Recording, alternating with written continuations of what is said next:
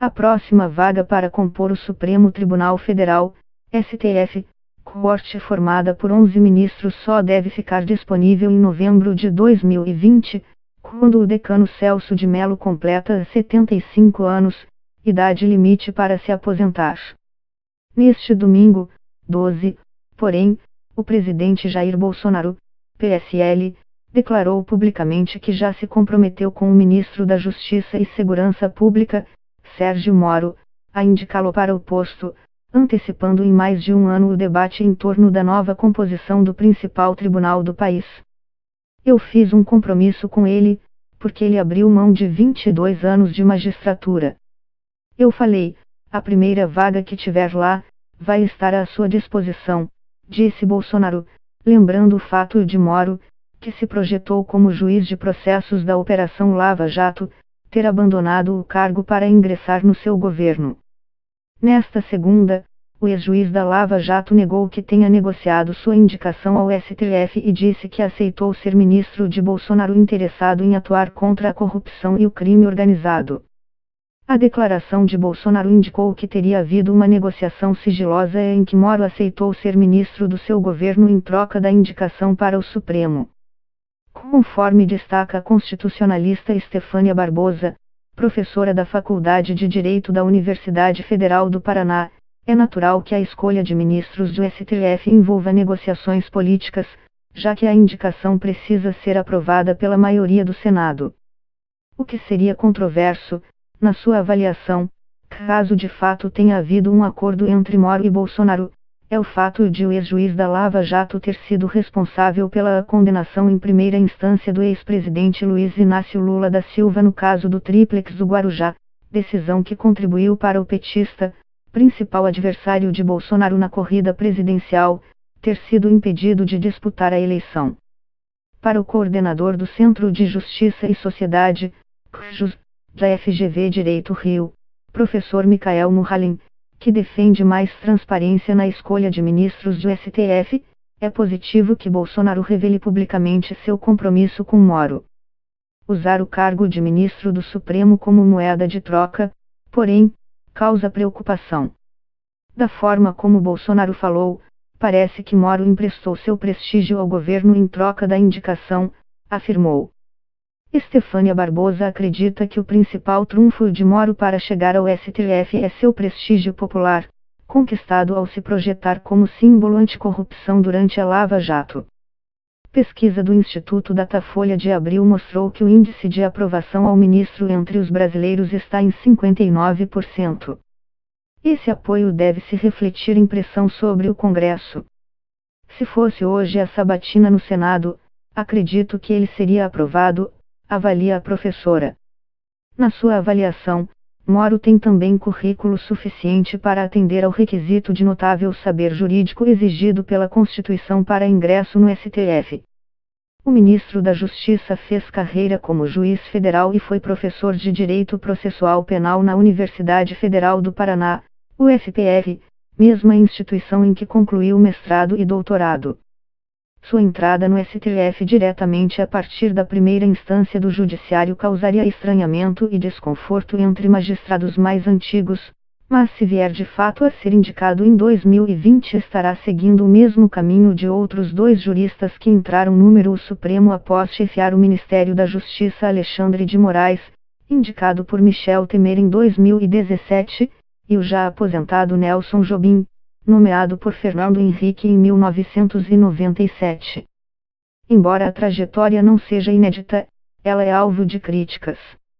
Uma das propostas do pacote anticorrupção elaborado pela FGV e a Transparência Internacional no ano passado prevê que seja proibido indicar ao STF quem tenha ocupado nos 4 anos anteriores mandato eletivo federal ou cargo de Procurador-Geral da República, Advogado-Geral da União ou Ministro de Estado. Curiosamente, Moro carregava o livro que detalha o pacote da FGV e da Transparência Internacional quando viajou ao encontro de Bolsonaro no ano passado para discutir sua entrada no governo. Segundo a publicação, a nomeação para o STF de indicados que ocuparam, pouco tempo antes, altos cargos políticos aumenta as chances de influência política no exercício da função pública, quer do cargo anterior, quer do cargo de ministro do Supremo. Para Michael Mulhalen, que participou da elaboração do pacote, o fato de Moro ter sido antecipadamente indicado ao STF cria situações de conflitos de interesse para o seu tempo restante como ministro. Todo ministro é subordinado ao presidente, mas, como Moro está na expectativa dessa indicação, ele fica fragilizado e perde independência para confrontar Bolsonaro, afirma o professor da FGV, lembrando a atuação apagada de Moro na elaboração do novo decreto que flexibiliza as regras para porte de armas. Estefânia Barbosa manifesta preocupação semelhante. A Polícia Federal é subordinada a Moro. Será que o ministro vai querer se indispor com senadores que eventualmente estejam sendo investigados e depois votarão sua indicação ao STF? Questiona. A maioria dos ministros do Supremo atual foi indicada por presidentes do PT. Ricardo Lewandowski, Carmen Lúcia e Dias Toffoli foram escolhidos por Lula. Já Luiz Fux, Rosa Weber, Roberto Barroso e Edson Fachin entraram no governo de Dilma Rousseff. Os demais foram nomeados pelos ex-presidentes José Sarney, Celso de Mello, Fernando Collor, Marco Aurélio, Fernando Henrique, Gilmar Mendes, e Michel Temer, Alexandre de Moraes. Segundo Barbosa, é natural que os presidentes busquem indicar ministros que tenham alinhamento ideológico com o governo. No entanto, como eles não podem ser destituídos pelo presidente após a nomeação, o que se vê na prática é que costumam votar com bastante autonomia. Ministros indicados pelo PT, como Carmen Lúcia, Barroso, Fux e Fachin, votaram contra o habeas corpus pedido por Lula no ano passado, por exemplo. A expectativa em relação a Bolsonaro é que ele indique ministros com viés mais conservador. Além da vaga de Celso de Mello, o presidente também terá mais uma indicação em 2021, quando Marco Aurélio terá que se aposentar. Na última década, o STF teve decisões com viés progressista no campo dos costumes, aprovando o aborto de fetos anencefálicos, o casamento gay e a constitucionalidade das cotas raciais. Já no campo penal, os ministros se mostram divididos hoje, parte adota uma postura mais garantista, de maior proteção aos direitos dos réus, e outros um viés mais punitivista, campo que deve ganhar peso caso se confirme a indicação de Moro. A elevação da idade limite para a aposentadoria dos servidores públicos de 70 para 75 anos foi aprovada em 2015, numa articulação do então presidente da Câmara dos Deputados, Eduardo Cunha, para reduzir as indicações que Dilma teria direito a fazer.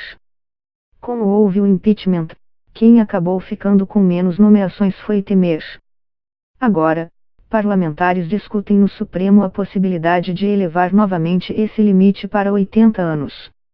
Já alguns apoiadores de Bolsonaro gostariam de diminuir para 70 anos, o que forçaria a aposentadoria também de Rosa Weber, que já alcançou essa idade.